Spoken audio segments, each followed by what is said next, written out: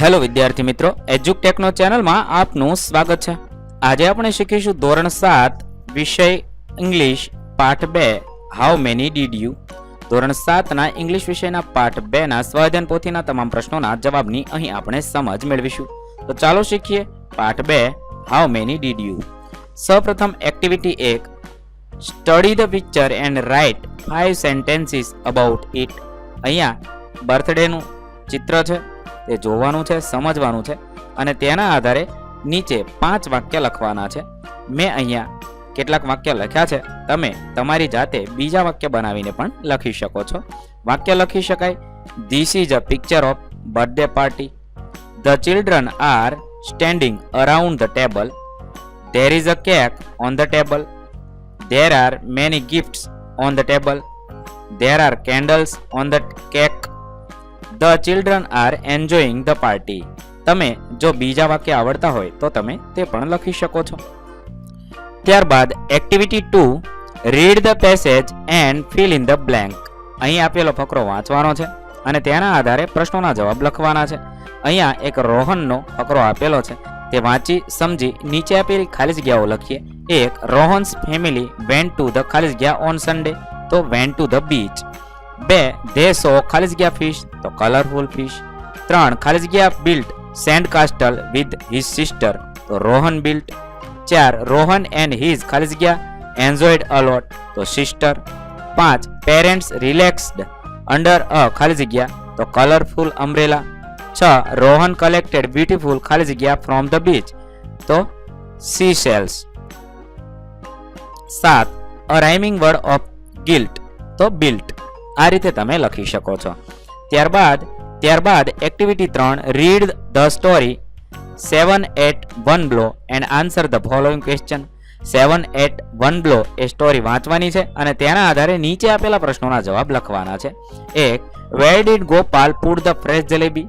જવાબમાં લખી શકાય Gopal put the fresh jalebis in a dish. બીજું છે what did the king say to Gopal. The king said you are brave. Did you really kill 7 at 1 blow? 3. Who turbled the people? જવાબમાં લખી શકાય the giants turbled the people. 4. Where did Gopal see the giant? Gopal saw the giants in the forest under a tree.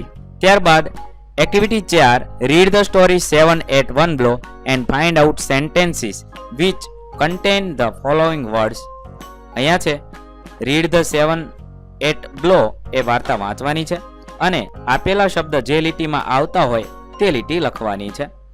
પહેલું છે brave, તો Gopal you are a brave boy. Majesty, yes your majesty I did.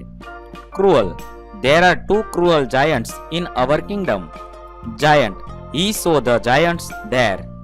Kingdom, there are 2 cruel giants in our kingdom. Turble, they turbled people. ત્યારબાદ activity 5, match A with B. A ની સાથે બી ને જોડવાના છે. Like તો liked. By તો boat. સે તો સેડ. મેક તો મેડ. હિયર તો હિયર્ડ. રિપ્લાય તો રિપ્લાઇડ. બિગેન તો બેગન. આ રીતે તમે લખી શકો છો. ત્યારબાદ activity 6, visit the garden nearby your home and answer the following question. તમારા ઘરની નજીક કોઈ ગાર્ડનની મુલાકાત લેવાની છે અને આપેલા પ્રશ્નોના જવાબ લખવાના છે. 1. What is the name of the garden nearby your home. જવાબમાં લખું છું the name of the garden nearby my home is Gandhi garden. તમારા ઘરની નજીક જે ગાર્ડન હોય તેનું નામ અહીંયા લખવાનું છે. બીજું છે which flowers can you see in the garden. I can see roses, marigolds, બીબીરસ ધેર. ત્યારબાદ 3, how many swings are there in the garden? There are 5 swings in the garden. 4. When do you usually go there? I usually go there in the evening. 5. Who takes you there? My father takes me there. આવી રીતે આપેલા પ્રશ્નોના જવાબ લખવાના છે. ત્યારબાદ activity 7, read the passage and answer the question. અહીં આપેલો ફકરો વાંચવાનો છે, સમજવાનો છે, તેના આધારે નીચે આપેલા પ્રશ્નોના જવાબ લખવાના છે. સવાલ નંબર 1, where did Divisha go. Divisha went to the park outside her house. 2. What were the colours of the butterflies. જવાબમાં લખી શકાય the butterflies were red and green, black and yellow. 3. What happened when Divisha went to touch the butterfly, જવાબમાં લખી શકાય when Divisha went to touch the butterfly it flew away. 4. Where did butterfly sit, જવાબમાં લખીશું the butterfly set on a tree and later by her window. 5. Why did Divisha get a smile on face, because the butterfly was sitting by her window when she reached home. ત્યારબાદ activity 8 read the stanza and answer the question. અહીં આપેલી કવિતા વાંચવાની છે, વાક્ય વાંચવાના છે, તેના આધારે નીચે આપેલા પ્રશ્નોના જવાબ લખવાના છે. 1. What is shine bright in the morning, જવાબ લખીશું the sun shines bright in the morning sky. 2. What do bird do in the morning, જવાબમાં લખીશું the birds sing their sweet song and high in the morning. 3. How do flowers bloom? The flower bloom with colors bright. 4. How does the world wake up? જવાબમાં લખીશું the world wake up fresh and new. 5. Find out the rhyming word of light. તો light નો sight થશે. ત્યારબાદ activity 9 read the story 7-8 blow and arrange the sentences in order. અહીંયા 7-8 blow એ story વાંચવાની છે અને આપેલા વાક્યો છે એને યોગ્ય ક્રમમાં ગોઠવવાના છે. તો અહીં આપેલા વાક્યને મેં ક્રમમાં આ મુજબ ગોઠવા છે. 1 થી 6 વાક્યો તમે આ મુજબ ક્રમમાં ગોઠવશો. ત્યારબાદ activity 10 read allowed the given word pair, make sentences as shown in the example. Example આપેલું છે ગેટ ગેટ. અહીંયા છે બંનેના ઉચ્ચાર સમાન છે પરંતુ બંનેના અર્થ અલગ છે, એવી રીતે આપણે વાક્ય બનાવવાના છે. સીટ તો seat, sit please sit on the chair, seat my seat is near the window. Dad dad, પહેલા ડેડનું વાક્ય બનાવ્યું છે my dad takes me to the park. બીજું ડેડ છે the plant is dead because it got no water. Here hear hear I can hear the birds singing. બીજું here છે please come here and sit beside me. આવી રીતે તમે લખી શકો છો. ત્યારબાદ ફન ટાઈમ છે activity 11 play a 1 minute game with your friend and write maximum names of animal in the 1 minute.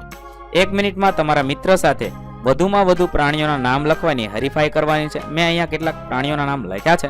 તમે તમારા મિત્ર સાથે મળીને મોઢે પ્રાણીઓના નામ લખશો અને કોણે વધુ લખ્યા છે તે તમારે નક્કી કરવાનું છે અને વિજેતા જાહેર કરવાના છે. ત્યારબાદ activity 12 riddles I am a special day, people celebrate me, people cut the cake, what I am તો બર્થડે. બીજું છે I want my kingdom safe, I fight battle, I care for my people, who am I, જવાબ થશે king.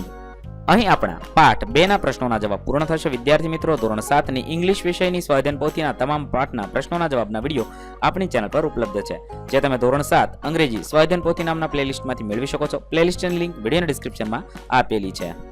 અને જો તમારે તેની પીડીએફની જરૂર હોય તો તે તમે આપણી એપ્લિકેશન પરથી મેળવી શકો છો. એપ્લિકેશનની લિંક પણ વિડીયોના ડિસ્ક્રિપ્શનમાં આપેલી છે. વિદ્યાર્થી મિત્રો, આપેલા વિડીયોની જો તમારે પીડીએફની જરૂર હોય તો તમે આપણી એપ્લિકેશન સ્માર્ટ સાથી પરથી મેળવી શકશો. વિદ્યાર્થી મિત્રો, આપણી એપ્લિકેશન સ્માર્ટ સાથી પ્લે સ્ટોરમાં આવી ગઈ છે, જેની અંદર તમે બધા વિભાગ જોઈ શકો છો. તેની અંદર વિવિધ ધોરણ છે. ધોરણ ઉપર ક્લિક કરતા વિવિધ વિષય ખુલશે. વિષય ઉપર ક્લિક કરતા તેની અંદર આવતા પાઠ ખુલશે. તેની અંદરથી તમે પાઠ્યપુસ્તક પણ ડાઉનલોડ કરી શકો છો.